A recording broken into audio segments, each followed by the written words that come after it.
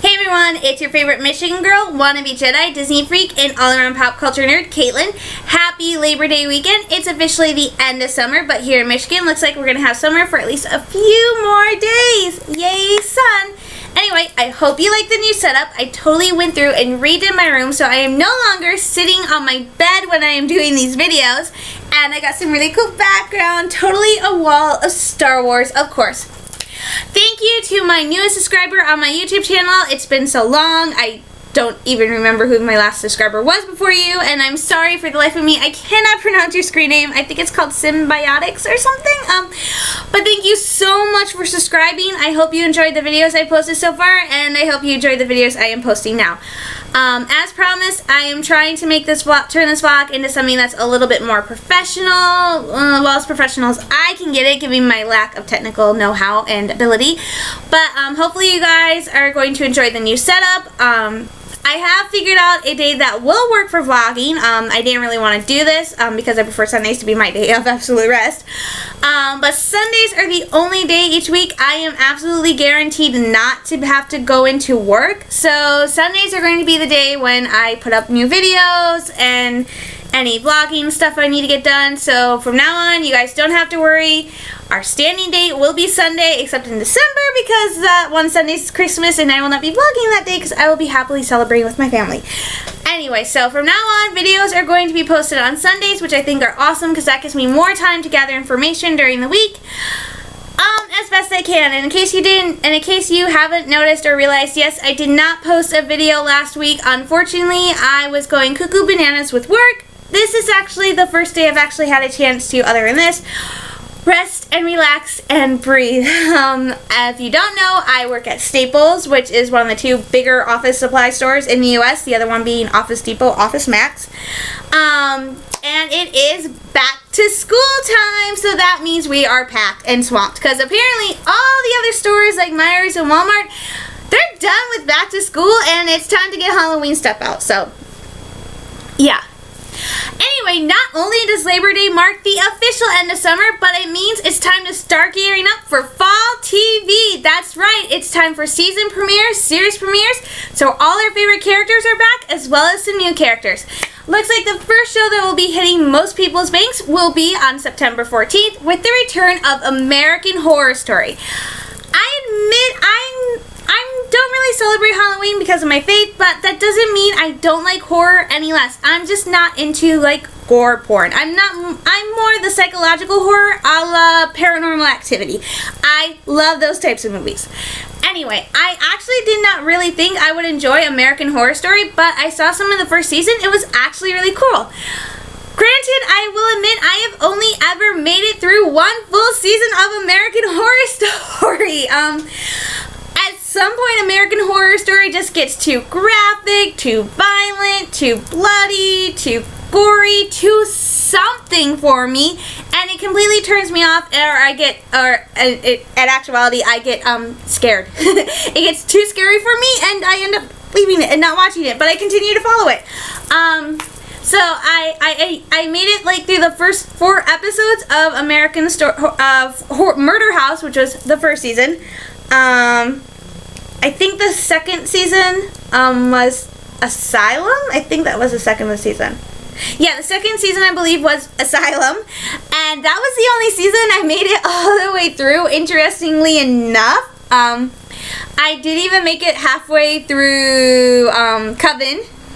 And I barely made it halfway through Freak Show, and really the only reason I stopped watching Freak Show is my favorite character was the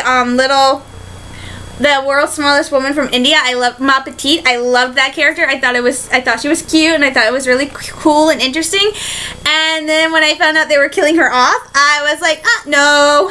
And I quickly stopped watching, but I did see like the last 10 minutes of the last episode, so phew. And the last season was Hotel, which I was excited about because I thought it would be really cool to see Lady Gaga on TV, and the character they had her playing, the Countess, was just such a Lady Gaga character, and I almost made it through American Horror Story Hotel. I almost made it through that season. And then it got really it was like, woo, overload. So actually I've only ever made it through one season of American Horror Story, and that was the second season. So that's actually surprising because I think Asylum was one of the more darker and kind of seasons. So I really wasn't paying attention, and then for kicks, I'm like, I'll go check that out. American Horror Story Season 6. The title has not been revealed yet what it is, but rumors are it's going to be something along the lines of American Horror Story The Mist.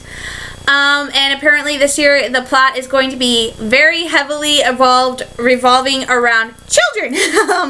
So that's going to be making it so much more interesting, because it always seems like the best horror stories are the ones that involve kids. A la Village of the Damned and Poltergeist, and Exorcist and Paranormal Activity, and so many other movies. So I'm kind of curious. I've watched the trailers that have so far been released, and oh, sorry, I'm kicking my table. Let's see how far I make it through about this season of American Horror Story. I think I'll be like one episode and done, just judging by the trailers and kind of the I'm like, oh, okay, done. I'm like one episode, no more. But yeah, American Horror Story looks like that's going to be the first one slated to premiere. And then following that is going to be, I'm watching, on the September 21st is Law & Order SVU, which I'm a huge fan of. I love Mariska Hargitay. She is one of my favorite actresses. She's like tough as nails. I love her, and I was so happy last season when they let her adopt a baby. I'm like, oh yeah, she's a mommy. I'm so happy. And then of course following that week is also the premiere of Star Wars Rebels, which I will talk about at the end. And then the following week is Once Upon a Time. Last season and the season before, the second half of the season, I really didn't get into Once Upon a Time. The whole Dark Swan arc kind of turned me off, and then I got back into it, and then they went to the underworld, and I thought there was a lot of hope, but again, I just got kind of turned off because it seemed like they were putting through a lot of these characters through a lot of drama for nothing. But I heard about what happened in the season finale with Regina and what she did, so I'm really interested now to see the new season of Once Upon a Time, because it's just going to be so dynamic, because in case you haven't heard, this year the big bad is Regina. Evil Regina, because spoiler alert, at the end of the last season she split herself in half between good and evil, so now there is a good Regina and an evil Regina, and it's gonna be interesting because Regina has never actually had to face herself as the evil queen, so this will be fun. And then the 28th is Criminal Minds, and Criminal Minds is already making headlines for all the wrong reasons going into its 12th season. I've been talking about this a lot, aka Thomas Gibson getting fired in the middle of filming the 12th season, which has led to some casting movement. Paget Brewster had already been announced that she was going to return as a reoccurring character, aka Emily, for the 12th season. Well, she's not just reoccurring anymore, they have promoted her to series regular. That's right. Emily is back, and she's back apparently for good, which it will be for good because, like a lot of other fans, I'm seriously dying that Criminal Minds will come back for another season after this one. But yeah, Paget Brewster has been promoted to series regular along with Aisha Tyler, which was interesting because Aisha, again, last year was supposed to be a series regular. But they changed her to reoccurring by having her character be doing something for like the interviewing criminals on death row or something. So she was gone a lot, and then she would come in like when other characters were gone. So but she is now a series regular, and also the new guy, Adam Rodriguez, whose character is I don't know. The article I had up kept freaking out and crashing on me, but his character's name, I think Alex LeVay or something. He plays he plays the newest agent. Apparently he was only supposed to be reoccurring, but he has since been promoted to series regular, and apparently he is going to be the one who gets Hotch's job when they write Hotch off the show. Okay, I'm sorry. No. Let's not do that. Let's promote someone like Joe Mantegna's Rossi or AJ Cook's JJ, or heck, promote Matthew Gray Goldberg's Spencer. I mean, come on, especially Reed.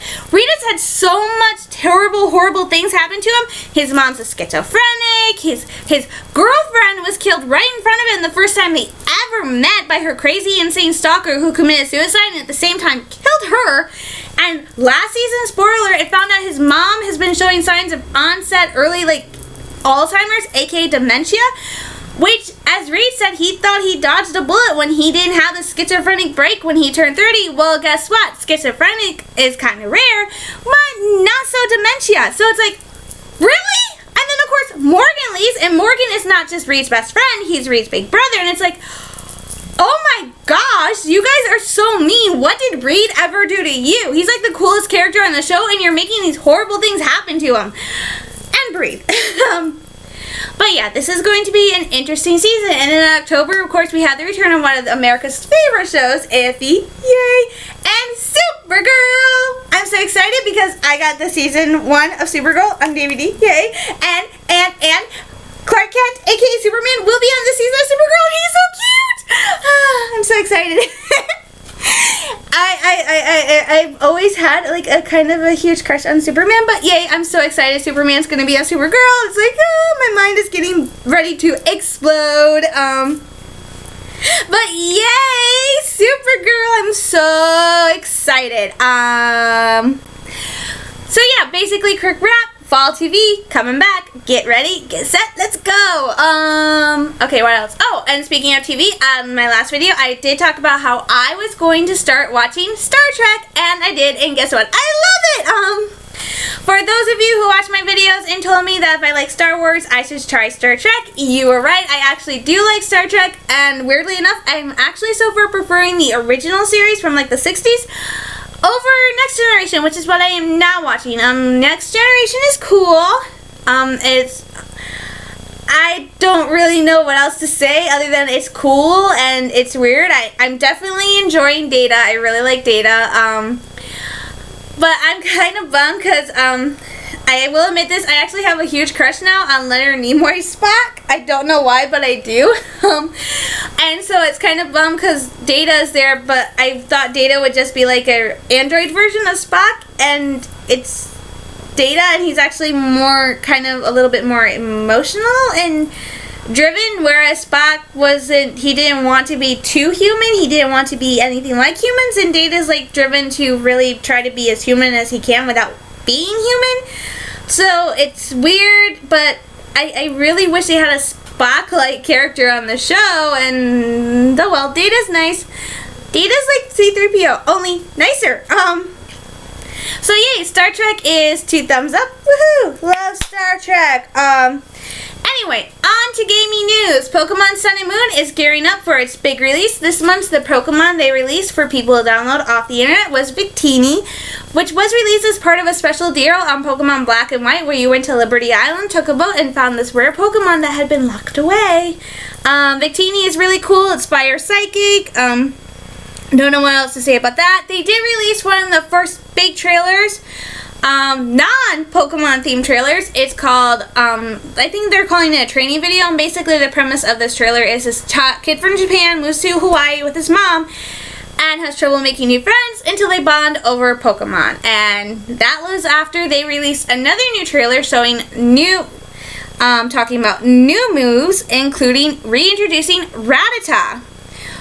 Rattata, like Vulpix, Ninetales, Sandshrew, and Sandslash, will no longer just be normal.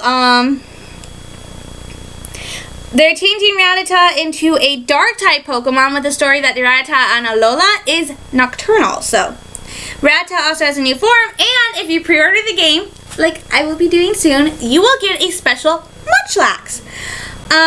It will come with a new thing called Snorlax Z, and then when you evolve the Munchlax into Snorlax, it will allow the Snorlax to use its Z move called Pulverizing Pancake. So far I haven't heard a lot of positive feedback about this being the Pokemon that they want people to get, for pre-ordering it. Like they said, Snorlax, this article says Snorlax is one of the most adorable Pokemon, and it's true. It looks like you would be able to jump up and down on it. But it's still kind of like, really? Snorlax is the one who gets the really special kind of, okay. But still, yeah, so Pokemon, it's starting to slow down.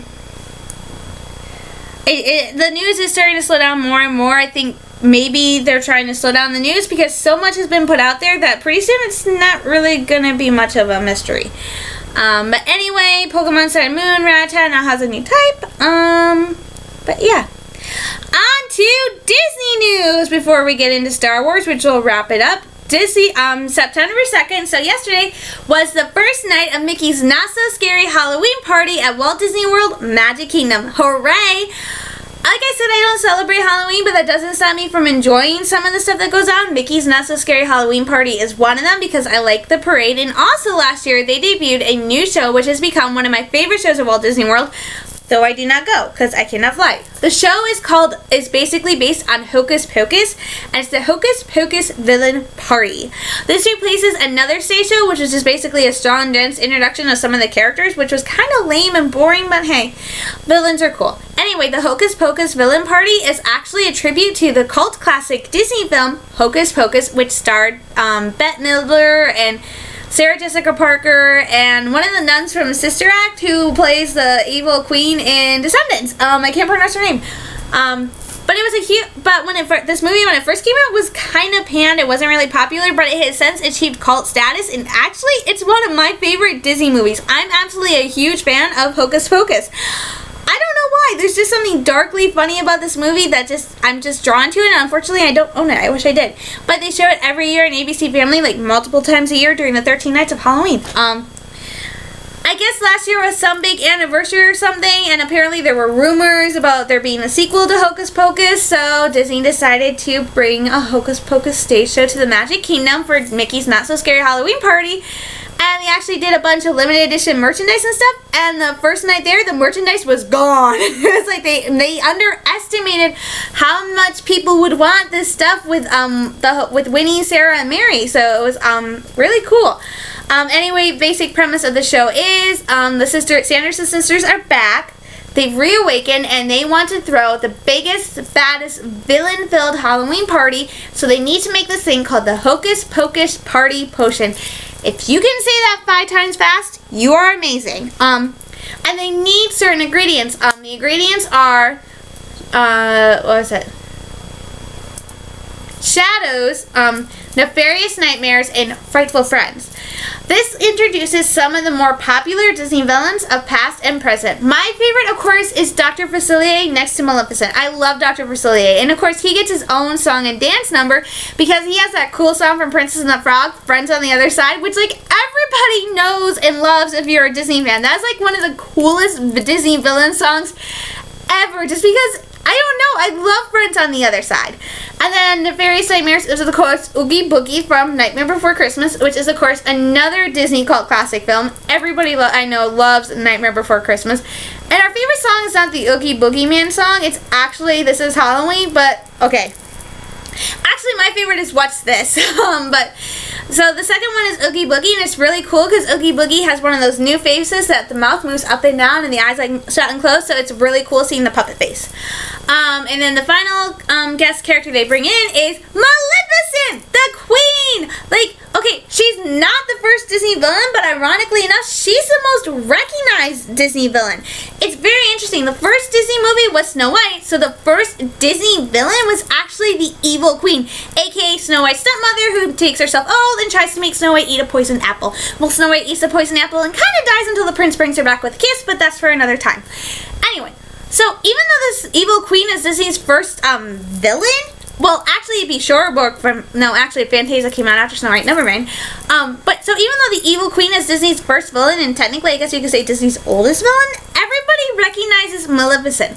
Maleficent is actually more popular than the Evil Queen, which I can understand, because I actually think Maleficent's pretty awesome. Okay, like I said, I'm not really into villains or bad guys, but you gotta but it's gotta be admitted there are just some villains you love to hate or like, aka Darth Vader and Kylo Ren and Maleficent and Dr. Facilier and okay, even Hades a little bit.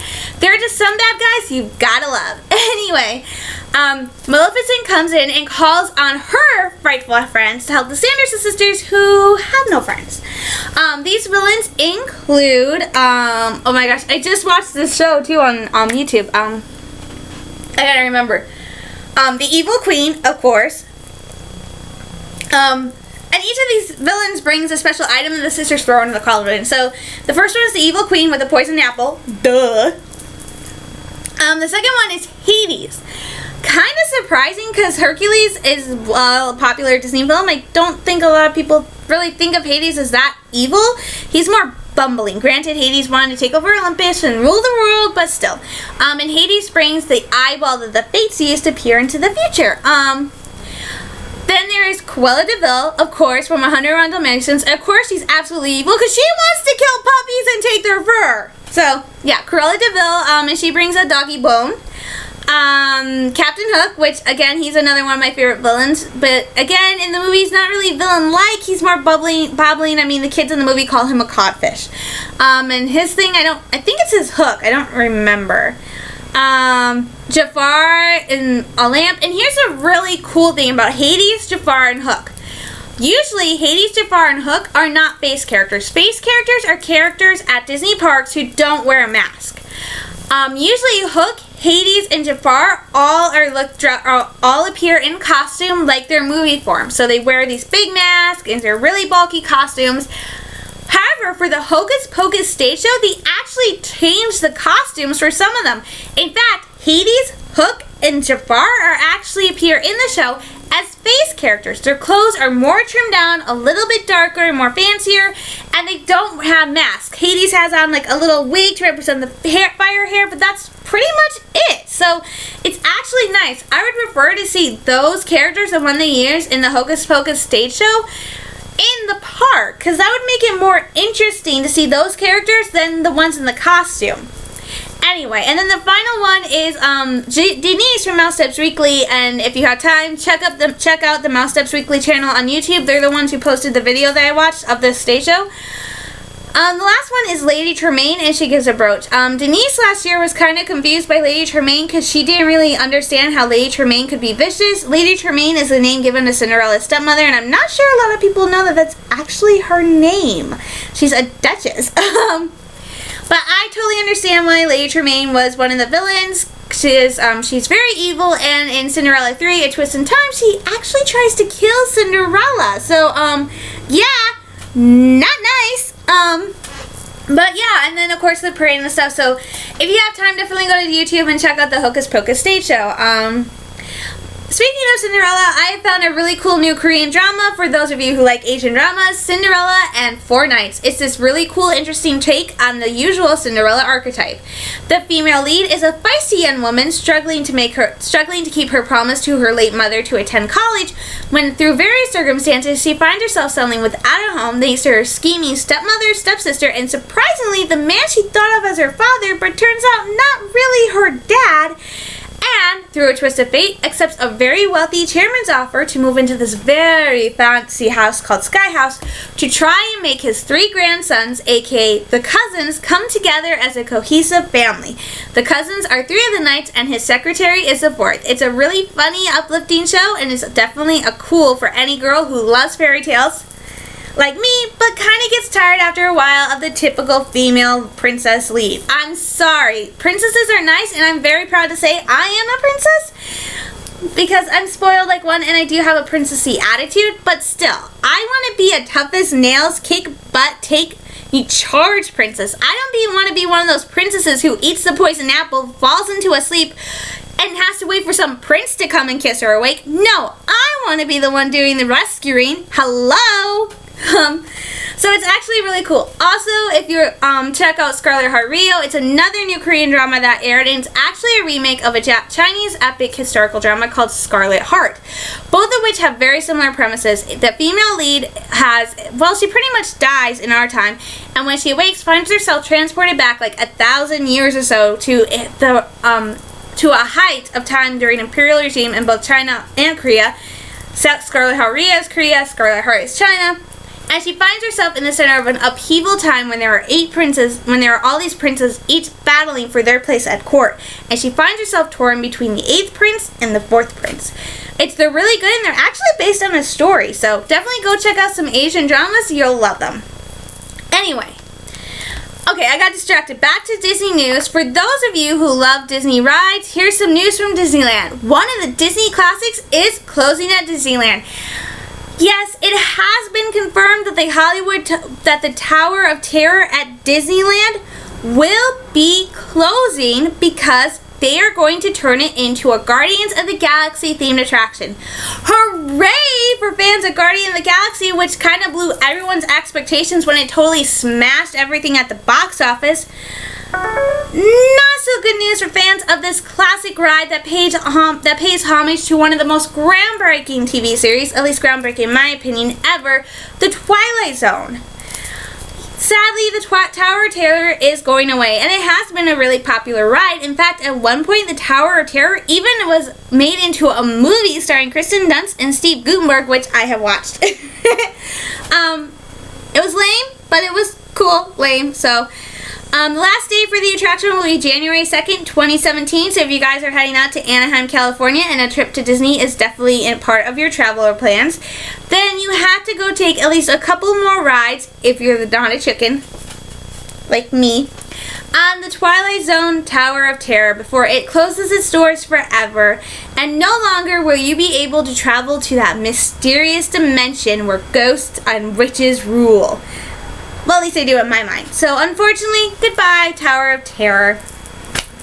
Yeah, that's kind of sad. It actually makes it easy. It actually makes it very sad because it makes me wonder how much longer the Tower of Terror is going to be open, because there are 2 in the United States and the other one's at Hollywood Studios in Orlando. However, good news. According to this article I found, up until the ride's closure, commemorative merchandise will be available for purchase with the special performances outside the tower. And they're doing a new thing called late checkout, which means that you guys will have the guests will be able to ride the ride at night time when it's totally dark. Woo! I would so totally go on it, but like I said, I am a chicken. I am a big chicken. I'm a big scaredy cat. I am pretty much scared of my own shadow, okay? So, yeah. But I really like watching the ride POVs, and I think it's one of the most technically advanced rides at the parks. If you ever get a chance to look at the behind the scenes about how exactly the Tower of Terror works, it's so interesting. It's not just a straight up and straight down drop ride. There's actually a lot more involved. So, it's sad that is closing. And speaking of Disney, it is time to move on to Star Wars news. Of course, the whole reason why I started this vlog was for my love of Star Wars. Big news for you fans who cannot wait for Rogue One to come out. Empire Magazine, one of the UK's top entertainment magazines, has announced that for their October issue, which will be hitting newsstands in a matter of weeks, will feature Rogue One. That's right, 2 of the covers will be available for purchase at newsstands. For those of us like me who live in the United States, this means heading to Barnes & Noble, because I did check, and Barnes & Noble does carry Empire. The 3rd cover will only be available for subscribers. Sad for us.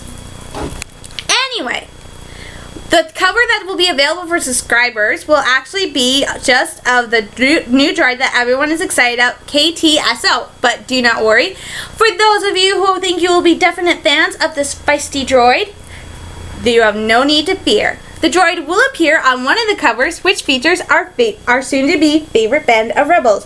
Okay, I'm sorry. I like this cover. I'm excited. But there's no Saw. I mean, come on. Saw Gerrera? How could they leave him out? He's going to be like such an awesome, interesting character, considering, like I said many times before, Saw Gerrera is the first Star Wars character to be making the leap from animation to live action. So why not include Saw Gerrera?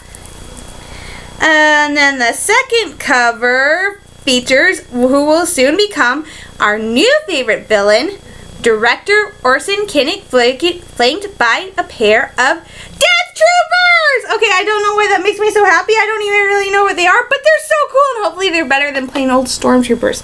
So there we go. 2 covers. I'm hopefully going to get both of them because, well, yeah, they're both going to be on newsstand, so I'm really excited. So there's the bad guy cover, and then there's I'm showing you these two because they will be the ones that everybody can get. Like I said, the one of just the droid will only be for subscribers, so sad for us. But hey. And speaking of our favorite band of Rebels, Star Wars Rebels Season 2 dropped on DVD and Blu-ray on August 30th, and I went and got it! The DVDs aren't in here. No, they're not in here because I've already put them in my special folder of Star Wars stuff, but yay! Star Wars Rebels Season 2! I got out of work at like 4 o'clock, 4:30, and immediately changed as soon as I got out of work. All but ran to the mall, which thankfully is like right across the street from where I work at Staples. And I ran to the mall and I went to Barnes & Noble first, but they did not have it. So I was like, no. So I ran to Target and yay, they had it! I was so happy. I almost started crying in the store when I got this. But yay, the reason I wanted the Blu-ray is because of one of the special features. There are 2 special features on both Blu-ray and DVD that are exactly the same. Rebels Recon, which is all the episodes behind the scenes which they post online after the new episodes, and a really interesting feature called Connecting the Galaxies Rebels Season 2, which is all those little things from Rebels Season 2 that connected to other parts of the galaxy. For instance, the cross-guard lightsaber that Ezra finds on Malachor. Doing yay! Kylo Ren's, that's that, there we go! Kylo Ren's cross-guard lightsaber, ta-da! Erebus, however you say it. My favorite is, of course, Quarry, the Mon Calamarian, who designed the B-Ring, or Blade Wing, is actually named in honor of Ralph McQuarrie, who designed so much of the iconic looks from Star Wars. In fact, a lot of his unused artwork has since appeared in Clone Wars, and get this, in Star Wars Rebels. A lot of the costumes and stuff, aka Leia's costume from her appearance on the show, is actually from Ralph McQuarrie concept art. So it's really awesome and cool. Don't believe me? Zeb, the Lasat, that's actually one of the original designs for Chewbacca. Kind of glad Chewbacca became a rookie and not a Lasat. I couldn't picture Han's co-pilot being that.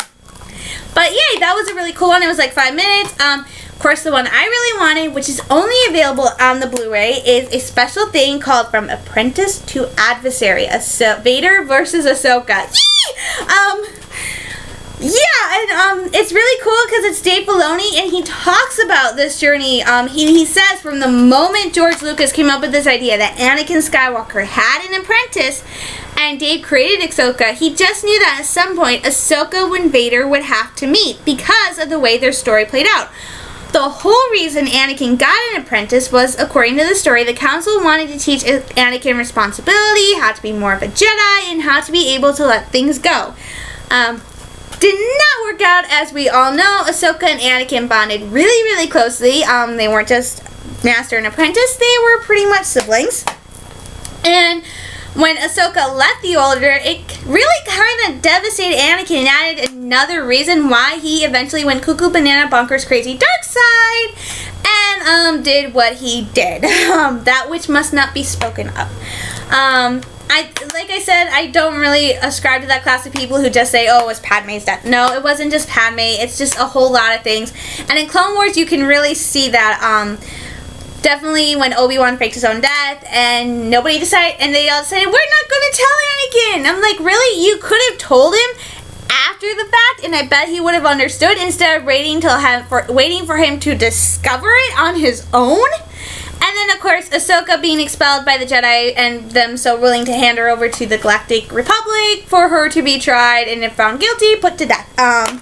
Yeah, you can definitely see, I think it was more his trust was being broken by the Council thanks to the creepy, manipulative, everybody does not like him, Emperor Palpa Creep. Yeah, no, I refuse. No, he is Palpa Creep. When I write my fanfiction, I have such a hard time because I actually have to write Palpatine, and I always want to put Palpa Creep.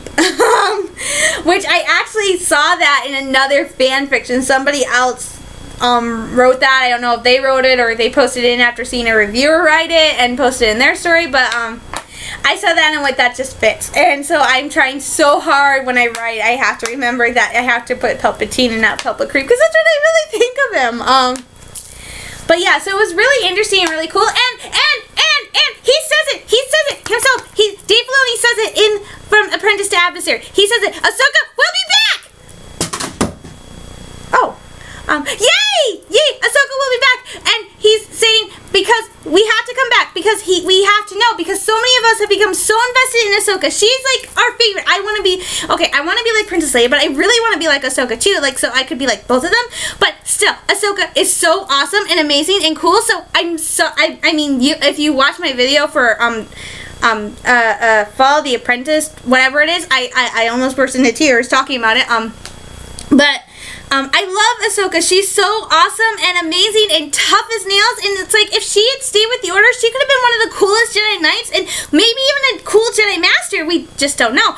And so Dave says her story's not done yet. She's going to come back. Whether or not we're going to find out her fate, he is going to tell us what happens to Ahsoka when she enters the Sith Temple. Whether or not she dies or she lives. But we all know, because I talked to another Star Wars fan at work, which is so cool because I meet so many Star Wars fans at Staples.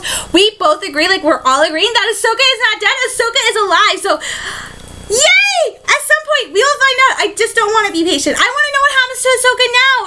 I know patience is important and it's kind of a Jedi trait, but still I don't like not knowing what happened to Ahsoka. I mean, she's awesome and I want to know now. Dave Filoni, why are you being mean and making us wait? I mean, it's really not fair. Okay, I can breathe. Speaking of Rebels, time to end today's Rebel chat by this new footage to help get us pumped for season 3, which apparently the first episode stepped into darkness. Okay, now I gotta find it. I'm using my tablet, like I said, so much easier. Pokemon, okay, Interthon, there, find it. Apparently in the first episode, we are actually going to meet the Bendu. The Bendu made its first appearance in that Star Wars Rebels Season 3 trailer, and I was, whoa, what the heck is that? And of course, the Bendu has been explained that it is a creature, kind of a force wielder, I think that's what I'm going with, who is perfectly balanced between light and dark, good and evil, and views the whole conflict between the two sides of the Force, aka the Sith and the Jedi, as something childish and silly and pointless. However, apparently, according to one article I read, rumors have it that the Bendu is actually going to be a bad guy. I don't know how that could work. Why would the Bendu be a bad guy if the Bendu views the battle between the dark and the light sides of the Force, between the Sith and the Jedi, as something childish and silly? Why would the Bendu therefore become a part of the dark side and would be a villain, not a hero? So I don't know. I'm not sure I really believe the rumor that the Bendu is going to become a bad guy this season. So anyway, to help get us ready for season 3, oh my gosh, I can't believe they did that. Anyway, season 3 is coming up, and Star Wars has released a little 45-second clip titled Enter Throng, which I have not yet seen. I'm excited. I want to watch it, so guess what? It's time to watch it now. Oh my gosh, I'm so excited. I haven't watched it. I haven't done anything.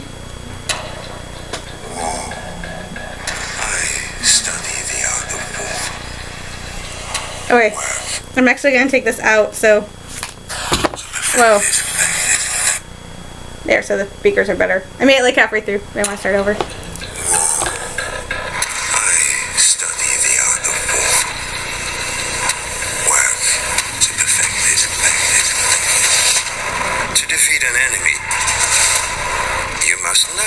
Oh my gosh. I will pull the rebels apart, piece by piece. They'll be the architects of their own destruction. Oh my gosh, Kanan has green glowing eyes. No! You can't end it there! No! Oh my gosh. Wait. Can Rebels start now? Please? Can Rebels start now? Please. I don't know how much more I can take. I'm serious. Oh my gosh. I need Rebels. Please. I can't wait. I know it's like only like 3 weeks, but oh my gosh, I can't wait any longer. Oh my gosh, I need Rebels. I seriously am going bonkers waiting for Rebels to start. I don't know. Kanan had green eyes and they were glowing.